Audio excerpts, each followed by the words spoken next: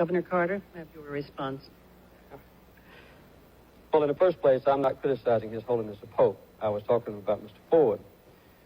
The fact is that secrecy has surrounded the decisions made by the Ford administration. In the case of the Helsinki Agreement, it may have been a good agreement at the beginning, but we have failed to enforce the so-called Basket 3 part, which ensures the right of people to migrate, to join their families, to be free, to speak out. The Soviet Union is still jamming Radio Free Europe. Radio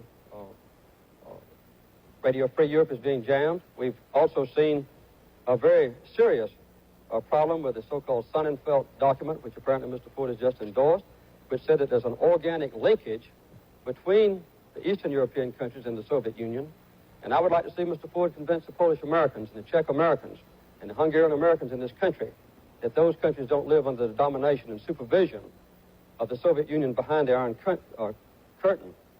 We also have seen Mr. Ford exclude himself from access to the public. He hasn't had a tough cross-examination type press conference in over 30 days.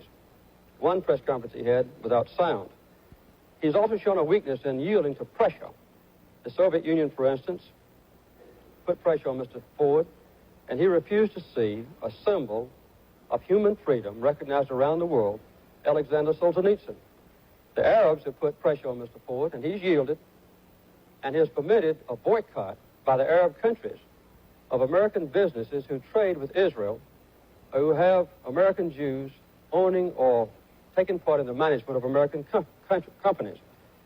His own Secretary of Commerce had to be subpoenaed by the Congress to reveal the names of businesses who were subject to this boycott. They didn't volunteer the information. He had to be subpoenaed.